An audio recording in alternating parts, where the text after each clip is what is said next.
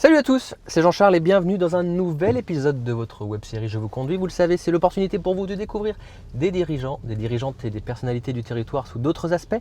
Je vous conduis, c'est maintenant, c'est parti.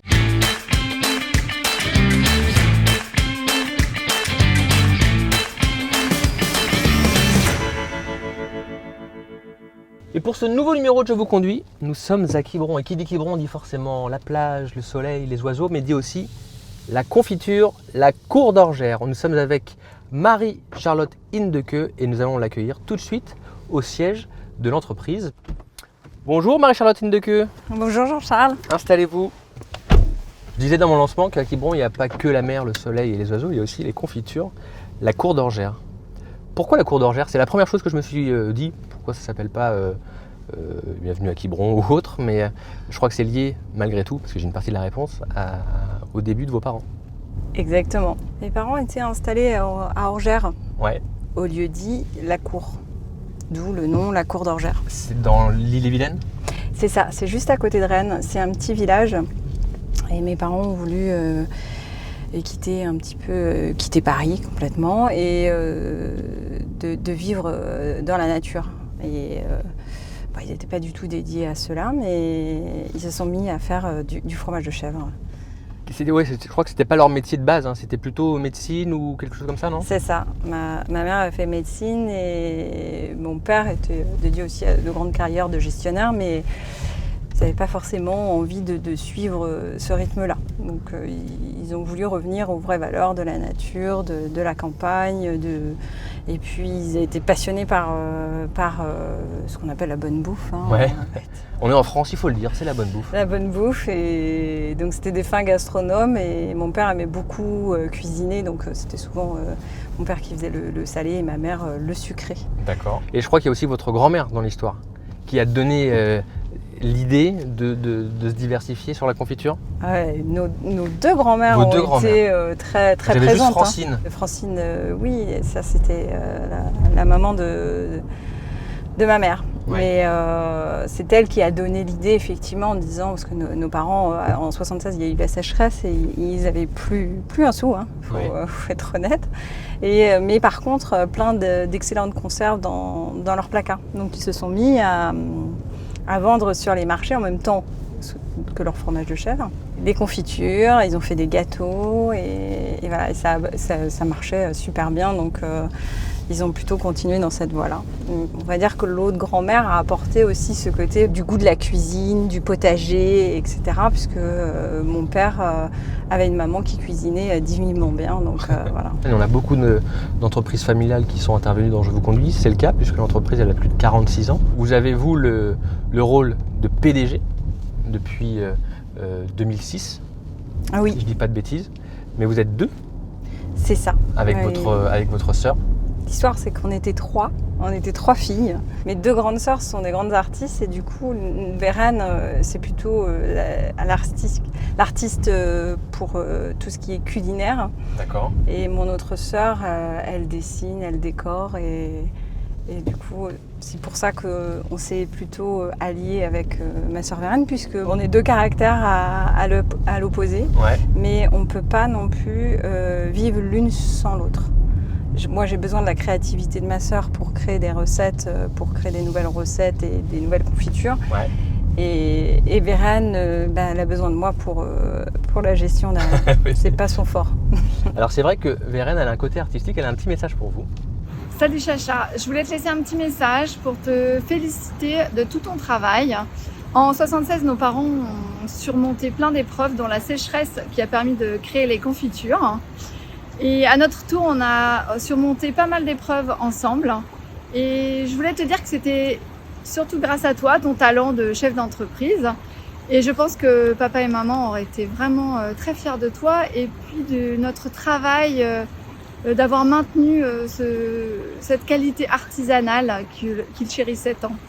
Voilà, et je voulais encore te faire plein de gros bisous et surtout te demander si pour l'avenir, si on faisait du fromage de chèvre.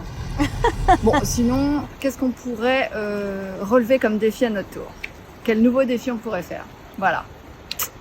Nouveau défi, on en a tellement relevé, j'ai envie de dire, que je sais pas. On lit sur le site que forcément quand on reprend la suite de ses parents, alors vous ça a été accéléré, mais il a fallu aussi se réinventer, peut-être aussi moderniser la manière de faire, parce que vous étiez d'une autre génération.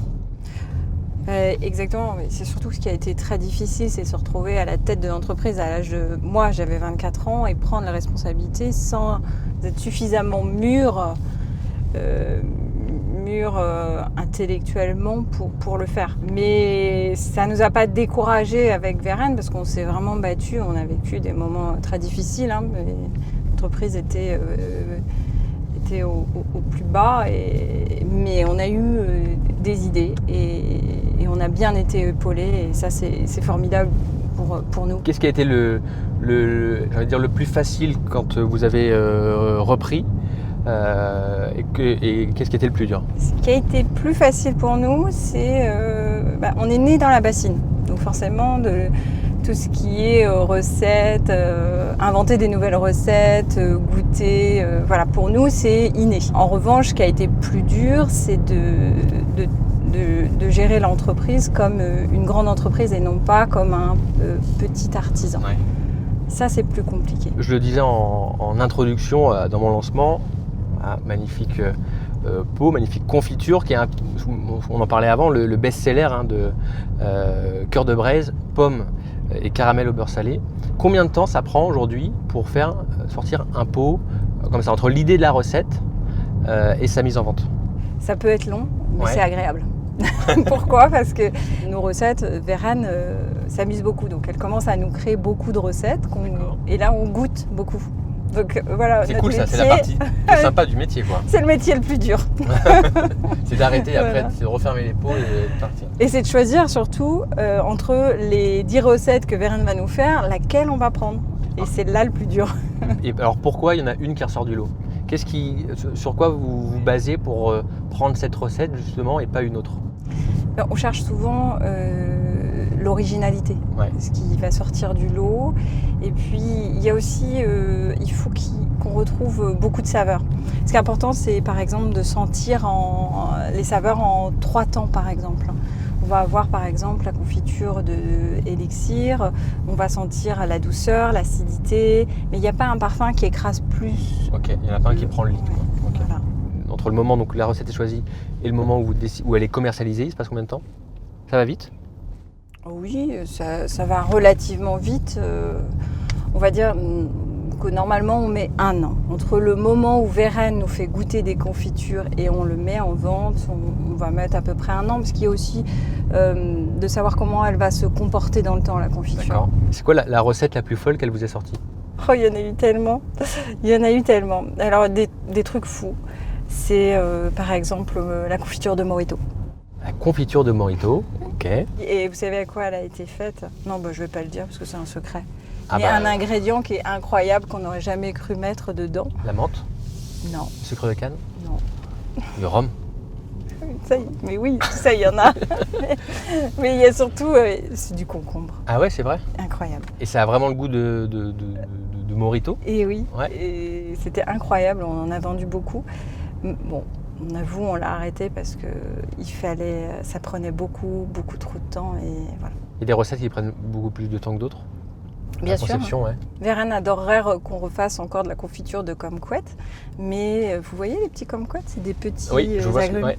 Eh bien, il faut les couper en deux, il faut les presser, enlever les petits pépins d'abord, et après récupérer l'écorce.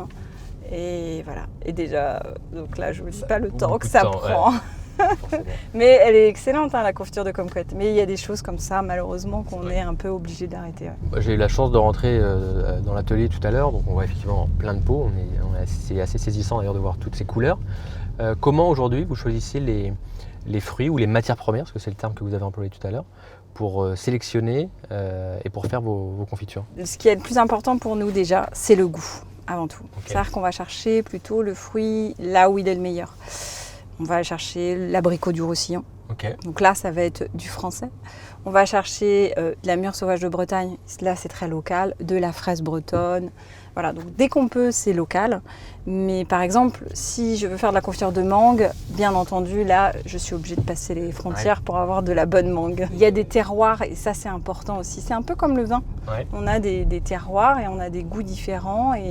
Et l'abricot du Roussillon, on n'a pas le même goût qu'un autre abricot, par exemple breton. Aujourd'hui, la manière de vendre pour les confitures La Cour d'Orgère, vous avez 9 boutiques, je crois, entre le Morbihan et le 44. Vous avez un réseau de points de vente, épicerie fine haut de gamme, mais pas que. Oui, c'est des épiceries fines, ça peut être des cavistes, des chocolatiers. Et ce réseau, il représente combien de boutiques ? On est à peu près à 200 revendeurs, 200 partenaires. Sur tout le territoire ou là aussi on retrouve que l'ouest de la France ? Non, c'est national. Okay. Il y en a beaucoup effectivement en Bretagne et sur Paris et sa région, mais on a aussi dans toute la France quelques revendeurs. L'ambition pour La Cour d'Orgère à terme, parce que là on a dit 9 boutiques et les revendeurs, est-ce que c'est de passer... De dire en 2030 on vise les 25 boutiques, d'ouvrir des franchises ou autres. Est-ce que vous avez cette vision aussi lointaine ou pas du tout ? Alors on va dire qu'on a peut-être une vision à 5 ans plutôt. Ouais. On reste petit, on ne souhaite pas s'agrandir plus vite que la musique, c'est ça. Notre but c'est vraiment de réussir à continuer à garder cette qualité pour nos clients et que ce soit toujours artisanal, qu'on offre un produit, c'est-à-dire comment on peut augmenter les volumes sans détériorer la qualité du produit. Okay. Donc oui, c'est peut-être une boutique par an à ouvrir justement parce qu'on a des clients. Un peu plus loin que les frontières justement morbihanaises et nigériennes. Oui, ça pourrait être, on va dire, passer un pas dans le 35 ou dans le 22, c'est loin déjà. C'est loin, dans le 85, ils font aussi. Voilà, exactement. Non, ça reste un souhait de se développer plutôt assez proche et surtout là où nos clients nous demandent. Ouais. C'est important ça. On va parler de vous un petit peu, Marie-Charlotte, ou Chacha. On a bien compris, hein. Vous aviez un petit surnom. Ça fait 15 ans que vous avez pris du coup ce rôle-là. Quel regard vous avez sur ces 15 premières années à la tête de l'entreprise ? Est-ce que vous dites que c'est passé vite, qu'il reste encore plein de choses à faire ? Les deux ? C'est passé vite et il reste plein de choses à faire. En même temps, si je vous donne les questions et les réponses, ça va pas ça. Mais oui. Ça va pas du tout. Mais non, c'est des années... ça a été des années dures au début. Et c'est des années très agréables aussi puisque je pense que on peut être très créatif dans la souffrance aussi. Ouais. Donc il faut trouver des idées. On s'est battu, ma soeur, pour garder le patrimoine familial. Et puis on peut être fier aujourd'hui de ce qu'on a fait. Merci beaucoup. Merci. Marie-Charlotte Indequeux d'avoir été avec nous. Vous êtes la PDGR. Je sais même pas si présidente. Présidente des confitures La Cour d'Orgère. Et quant à nous, on se retrouve très prochainement pour un nouvel épisode de Je vous conduis. D'ici là, portez-vous bien, mangez de la confiture La Cour d'Orgère et à très vite. Salut.